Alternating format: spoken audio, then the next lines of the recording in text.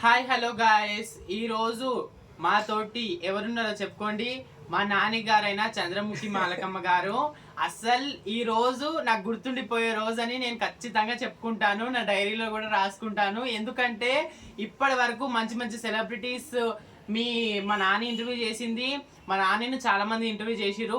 This is the first time ఒక transgender అయిన నేను ఆమె మనవరాలు అయి ఉండి ఆమెను ఇంటర్వ్యూ చేస్తున్నా అంటే this is the proud of me. అసలు ఎంత సంతోషంగా ఉందో నేను మాటలలో చెప్పలేదు. నేను చాలా హ్యాపీ. ఇంగ్లీష్ మాట్లాడుతున్నారు ట్రాన్స్ విమెన్స్ అంటే I'm very proud. Yeah hi Nani. Hi. ఇంకా ఎలా ఉన్నారు? బాగున్నారా? చాలా బాగున్నారు. ఇంకా ఏం చేస్తుర్రు? ఏంటిది ఇప్పుడు? ఏం సినిమాలు చేస్తుర్రు? ఏంటిది? చాలా సినిమాలు చేస్తున్నాను. పేర్లు చెప్పకూడదు కాబట్టి సినిమాలు అవి చెప్పట్లేదు. But happy with what ever I am. ఇంకా ఈరోజు మా నాని మాతో ఉంది కాబట్టి ట్రాన్స్జెండర్స్ మీద ఇవాళ రేపు చాలా ఘోరాలు జరుగుతున్నాయి నాని.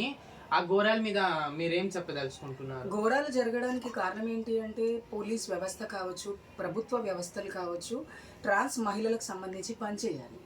ఎప్పుడైతే పని చేయడం స్టార్ట్ చేస్తారో అప్పుడు ఈ ఈ జరిగే ఇన్సిడెన్సెస్ ఏవి జరగకుండా ఉంటాయి. మెయిన్గా ఏం జరుగుతుంది, హిజ్రాలను ఎవరో ఒకరు కొట్టడము, లేకపోతే వాళ్ళ పైన దాడులు జరగటము, ఇట్లాంటివే మనం ఈ మధ్య చూస్తున్నాం. సో ఇట్లాంటి దాడులన్నీ జరగకుండా ఉండాలి అంటే పోలీస్ వ్యవస్థ వాళ్ళు మనం ఒక కంప్లైంట్ ఇచ్చాము అంటే ఆ కంప్లైంట్ తీసుకొని ఖచ్చితంగా ఆ కంప్లైంట్ని ఎఫ్ఐఆర్ చేసి ఎవరైతే నిందితులు ఉన్నారో వాళ్ళకి ఖచ్చితంగా శిక్ష అనేది పడాలి. అప్పటి వరకు మనం కూడా ఫైట్ చేయాలి. కాబట్టి అలాంటివి జరిగినప్పుడే ఈ జరిగే హింసలు తగ్గుతాయని నేను అనుకుంటున్నాను. ఇంకా ఇంకో మాట, ఇవాళ రేపు చాలా చూస్తున్నాం నాని, అందరూ బాయ్స్ గురించి, ప్రేమ గురించి చాలా మంది సూసైడ్ చేసుకుని చచ్చిపోతారు. వాళ్ళ గురించి ఏం చెప్పదలుచుకున్నారు? ప్రేమ అనేది చాలా పెద్ద విషయం, చాలా పెద్ద టాపిక్ యాక్చువల్లీ. ప్రేమ అంటే భగవంతుడితో సమానం నా దృష్టిలో. ప్రేమ ఎలాగైతే కనపడదో భగవంతుని కూడా అలాగే కనపడదు. ప్రేమ మనకి ఒక మంచి లైఫ్ ఇస్తుంది. కొంతమందికి కెరియర్ ఇస్తుంది, కొంతమందికి అదే కెరియర్ తీసేసుకుంటుంది. ట్రాన్స్ మహిళల విషయాలకు వస్తే, హిజ్రాల విషయాలకు వస్తే ఏమవుతుందంటే అబ్బాయిలు ప్రేమించడానికి ఇష్టపడతారు, కలిసి పడుకోవడానికి ఇష్టపడతారు, సినిమాలకు ఇష్టపడతారు, షికార్లకు ఇష్టపడతారు, కానీ ఇంట్లో చెప్పడానికి ఇష్టపడరు. అంటే మన డబ్బుకు లేని కులము, మన ప్రేమకు లేని కులము పెళ్ళికి మాత్రమే ఎందుకు అడ్డం వస్తుంది? ఎందుకు ఆడవాళ్ళలాగా ట్రాన్స్ మహిళల్ని పెళ్లి చేసుకోకూడదు? పిల్లలు మాత్రమే కారణం అనుకుంటే ఎంతోమంది ఆడవాళ్ళకి కూడా పిల్లలు లేరు ఈ కాలంలో. అలాంటప్పుడు పిల్లలు వంక చెప్పో, లేకపోతే మా ఇంట్లో మా తల్లిదండ్రులు ఒప్పుకోరని చెప్పో వాళ్ళు మనని మోసం చేసినప్పుడు, మనం ప్రేమించేటప్పుడు వాళ్ళకి తెలీదా మనం ట్రాన్స్ మహిళలమని, మనం హిజరాలమని తెలీదా, మనం రోడ్ల మీద చప్పట్లు కొట్టి అడుక్కుంటామని తెలీదా, మనం రాత్రిపూట చీకట్లో మన శరీరాన్ని అమ్ముకుంటామని తెలీదా? అన్నీ తెలిసే ప్రేమిస్తారు కదా. అంటే వీళ్ళు ప్రేమిస్తున్నారా లేకపోతే మన డబ్బుల కోసం మనల్ని వాడుకుంటున్నారా? రెండు రకాల మనుషులు ఉంటారు. సో ప్రేమించే వాళ్ళు ఉన్నారు, ప్రేమించి మోసం చేసే వాళ్ళు ఉన్నారు, ప్రేమించి వాళ్ళని ఒక మంచి స్థాయిలో నిలబెట్టే వాళ్ళు కూడా ఉన్నారు. కానీ ఒకటైతే చెప్తున్నాను, మనం ఎప్పుడైతే సెలెక్ట్ చేసుకుంటామో ఒక మనిషిని, సెలెక్షన్ అనేది చాలా ఇంపార్టెంట్. ఎవరిని పడితే వాళ్ళని సెలెక్ట్ చేసుకోకూడదు. 100 రోజులు ఒక మనిషి మనని ఐ లవ్ యూ అని 100 సార్లు చెప్పాడు అంటే అది ప్రేమ, మన పైన ఉన్నటువంటి వ్యామోహమా, లేకపోతే అది కామ వాంఛ అనేది మనం తెలుసుకోగలిగాలి. కాబట్టి ఎదుటి వాళ్ళని చదివే అంత మైండ్, మన మెచ్యూరిటీ మనకు కూడా రావాలి. దాని ఇలాంటివన్నీ జరగవు. ఎంతోమంది ఉరేసుకొని చనిపోయిన వాళ్ళు ఉన్నారు, పాయిజన్ తీసుకొని చనిపోయిన వాళ్ళు ఉన్నారు, మనస్తాపానికి గురయ్యి హార్ట్ స్ట్రోక్ వచ్చి చనిపోయిన వాళ్ళు కూడా ఉన్నారు. కేవలం ఈ ప్రేమ వాళ్ళే చనిపోతున్నారు. కాబట్టి ఈ ప్రేమకి దూరంగా ఉండాలి అంటే ఫ్యామిలీకి మనం దగ్గరగా ఉంటే ఈ ప్రేమలు ఇట్లాంటివి మన లైఫ్లో రావేమో అని నేను అనుకుంటున్నాను. సో ఎప్పుడైతే ఫ్యామిలీ యాక్సెప్టెన్సీ ఉండి, ఫ్యామిలీ ఎప్పుడైతే మనల్ని యాక్సెప్ట్ చేస్తుందో ఆ రోజు వేరే వ్యక్తులతో మనకు అవసరమే లేదు.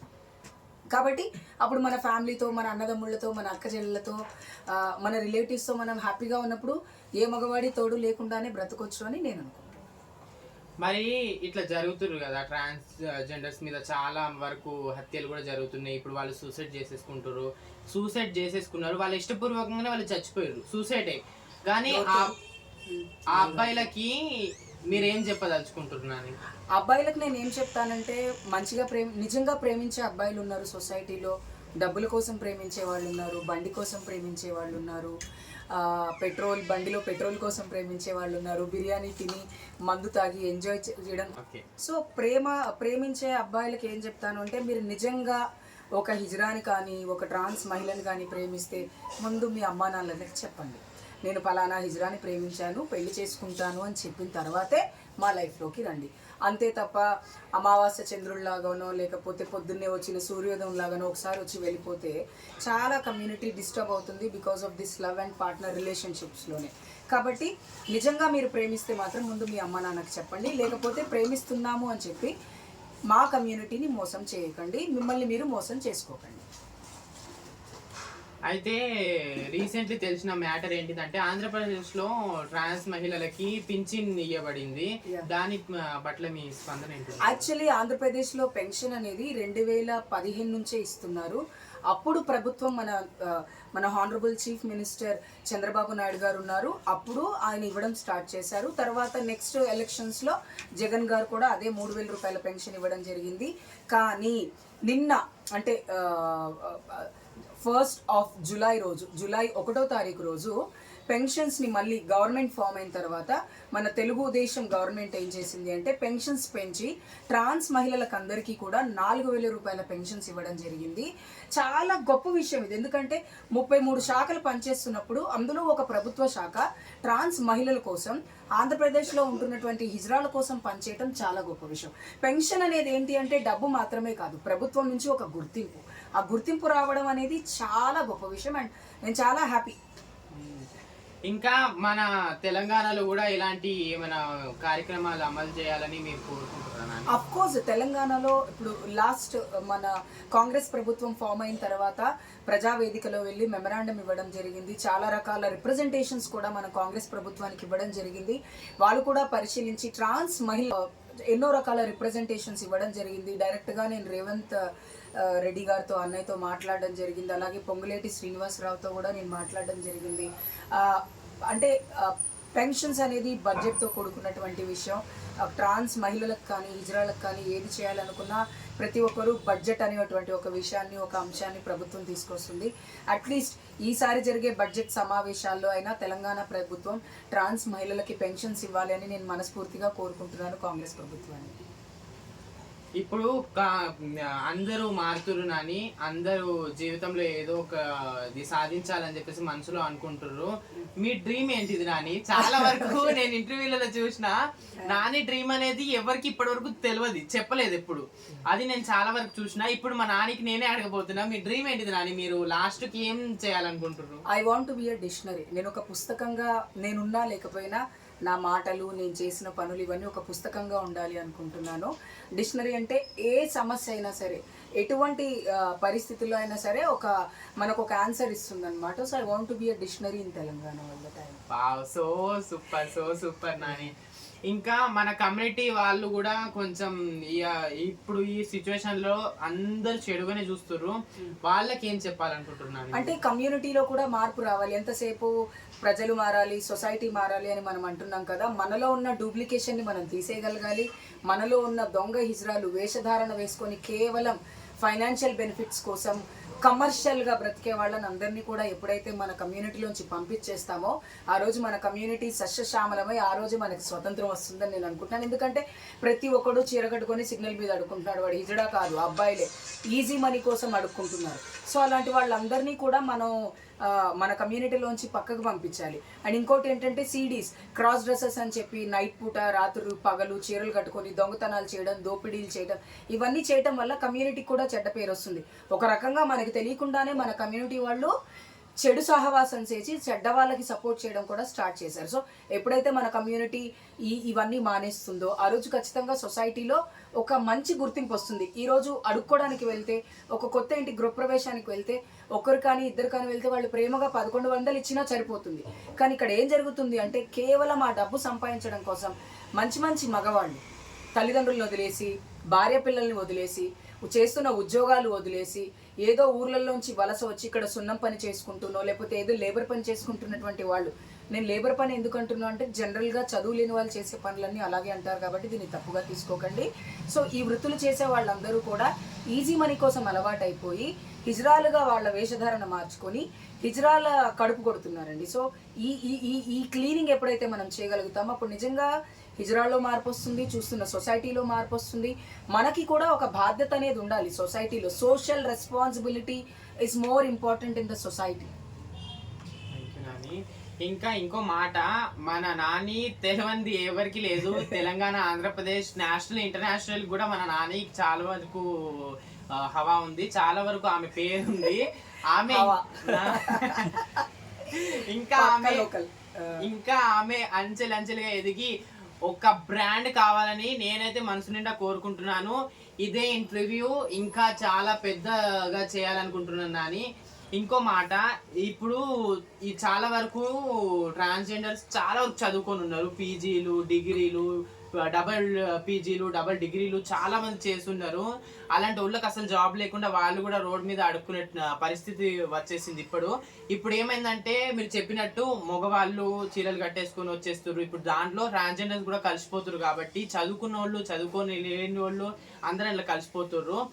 ఈ జాబ్స్ గురించి ఏమైనా జాబ్ చేయాలి అనుకుంటే ముందు మనకి ఆపర్చునిటీస్ అనేవి రావాలి. ఉద్యోగ అవకాశాలు ప్రభుత్వం కల్పిస్తే ఎందుకు అప్లై చేసుకోము? చదువుకున్న వాళ్ళు అప్లై చేసుకుంటారు. ఇప్పుడు కొంతమంది ఉంటారు చదువు లేదు, ఊడ్చే ఉద్యోగం జిహెచ్ఎంసీలో చేయడానికి ఎటువంటి క్వాలిఫికేషన్ అవసరం లేదు. నన్ను అడిగితే చీపురు పట్టుకొని ఊడవడానికి మనకి చెయ్యాలి అన్న పట్టుదల ఉండాలి. గవర్నమెంట్ హాస్పిటల్లో టాయిలెట్స్ కడిగే ఉద్యోగం ఇచ్చినా నేను రెడీ చేయడానికి, నా కమ్యూనిటీ రెడీ చేయడానికి. ఏ రోజైతే ప్రభుత్వం గుర్తించి ఉద్యోగ అవకాశాలు ఇస్తుందో మాకు పర్మనెంట్ ఉద్యోగం కావాలి. కాంట్రాక్ట్ బేస్డ్ ఉద్యోగాలకు ఒక పర్మనెంట్ ఉద్యోగము, ఒక డబుల్ బెడ్రూమ్ ఇల్లు, ఒక రేషన్ కార్డు, పెన్షన్ ఇస్తే మేమెందుకు అడుక్కుంటాం? మేము కూడా గౌరవంగా ఆడపిల్లల్లాగా, మగపిల్లల్లాగా మా తల్లిదండ్రులతో ఎంతో గౌరవంగా బ్రతకగలుగుతాం కదా. సో నేనేమంటున్నానంటే ఏ రోజైతే ప్రభుత్వం మనల్ని గుర్తిస్తుందో ఆ రోజు ఖచ్చితంగా ట్రాన్స్ మహిళలకి ఒక మంచి లైఫ్ ఉంటుంది తెలంగాణలో నేను అనుకుంటున్నాను. అయితే నాని, మొన్న రేవంత్ రెడ్డి గారితో మీరు ఏదో మీటింగ్ జరిపిర్రట, మరి ఆయనతో మీటింగ్ జరిపినాక ఆయన ఏం చెప్పిర్రు కొంచెం? యాక్చువల్లీ రేవంత్ రెడ్డి గారితో మీటింగ్ కాదు, మన సెక్రటేరియట్ కాదు, మన ప్రజా దర్బార్ భవన్ ఏదైతే ఉందో అక్కడ రేవంత్ రెడ్డి గారు ప్రజలకు సమస్యలు ఉంటే నేను డైరెక్ట్గా వచ్చి మాట్లాడతాను అని చెప్పడం జరిగింది. అది చూసి నేను కూడా టీవీ9లో చూసి ఆ రోజు వెళ్ళి ఆయనను సంప్రదించి ఆయన ఏమన్నారంటే, మీకు పెన్షన్స్ ఇస్తున్నారా అంటే, గత ప్రభుత్వం మాకు పెన్షన్స్ ఏమీ ఇవ్వలేదండి, హౌసింగ్ స్కీమ్స్ ఏం లేవండి, మాకు స్వతంత్రం కావాలి, తెలంగాణలో స్వతంత్రంగా బ్రతకడానికి ప్రభుత్వ సహాయం కూడా కావాలి. ఇప్పుడు చాలామంది మనకి ఇండిపెండెన్స్ వచ్చి ఇన్ని సంవత్సరాలు అయింది, మనకు స్వతంత్రం వచ్చి ఇన్ని సంవత్సరాలు అయిందని పండగలు జరుపుకుంటున్నారు కదా. ఇక్కడే పుట్టి ఇక్కడే పెరిగిన మాకు మా స్వతంత్రం లేకుండా మా జీవితాలన్నీ కాలరాసేస్తూ ఒక పక్క తల్లిదండ్రులు పట్టించుకోకుండా, ఒక పక్కకు ప్రభుత్వం పట్టించుకోకుండా రోడ్ల మీద అడుక్కు తినడం ఎవరికి ఇష్టం ఉంటుందండి? ఎవరు కూడా పుట్టగానే అడుక్కోవాలి అనుకోరు కదా. కాబట్టి we want to live a better life in our society. So please respect trans women, respect as a human. Transgender rights are also human rights. మానవ హక్కులు, హిజ్రాల హక్కులు కూడా మానవ హక్కులతో సమానంగా పరిగణించి మాకు ఆ హక్కులు కల్పించాలని తెలంగాణ ప్రభుత్వాన్ని నేను కోరుకుంటున్నాను. అండ్ అలాగే ప్రజల సపోర్ట్ కూడా మాకు కావాలి. అండ్ అలాగే ఈ వీడియో చూసిన వాళ్ళందరూ కూడా ఇట్స్ మీ రోజా ఛానల్ని సబ్స్క్రైబ్ చేయండి. మీరు ఎటువంటి ప్రశ్నలు అడగాలనుకున్నా సరే కామెంట్ రూపంలో మీరు ప్రశ్నలు అడగండి, ఖచ్చితంగా మేము సమాధానం చెప్తాం. Thank you so much. అయ్యి నాని, ఇంకో క్వశ్చన్ ఉండిపోయింది నాని, ఇది కట్ చేసి మళ్ళీ అందులో. Thank you so much Nani, me time తీసి మా దగ్గరకు వచ్చి ఇంటర్వ్యూ తీసి ఇన్ని మాటలు చెప్పినాము. మీలాంటి వాళ్ళ సపోర్ట్ ఉంటే మేము ఖచ్చితంగా ఒక స్టేజ్లో ఉంటామని మేము అనుకుంటున్నాం మనసు నిండా. ఇంకా thank you so much Nani. మా కమ్యూనిటీ గురించి మా నాని చాలా పోరాడుతుంది. మా నానికి కూడా గుర్తింపు అంత ఘనం రావాలి, ఈమె కష్టపడ్డ దానికన్నా రెండింతలు రావాలని చెప్పేసి మనసు నిండా కోరుకుంటున్నాను. Thank you so much Nani. మాలో కూడా మార్పులు ఖచ్చితంగా తీసుకొచ్చుకొని మీలాంటి వాళ్ళ పేరు ఖచ్చితంగా మేము ఒక గిన్నిస్ వరల్డ్ రికార్డ్ లో కూడా దర్జీ చేయాలని మనసు నిండా కోరుకుంటున్నాను. Thank you so much. ఇంకా మా నాన్నని ఇంటర్వ్యూ చేసినందుకు చాలా చాలా హ్యాపీగా ఉన్నాను. నాకు చాలా సంతోషంగా ఉంది. ఎందుకు అంటే ఇప్పుడిప్పుడే ఒక ఛానల్ స్టార్ట్ చేసి లైఫ్ని ముందుకు తీసుకెళ్ళాలి అని మీరు చాలా కష్టపడుతున్నారు. సో మీ కష్టానికి ఖచ్చితంగా ఫలితం ఉంటుంది అండ్ ప్రజలందరూ కూడా మిమ్మల్ని యాక్సెప్ట్ చేస్తారు. Do subscribe, share and comment. Thank you so much. Thank you so much అండి. బాయ్.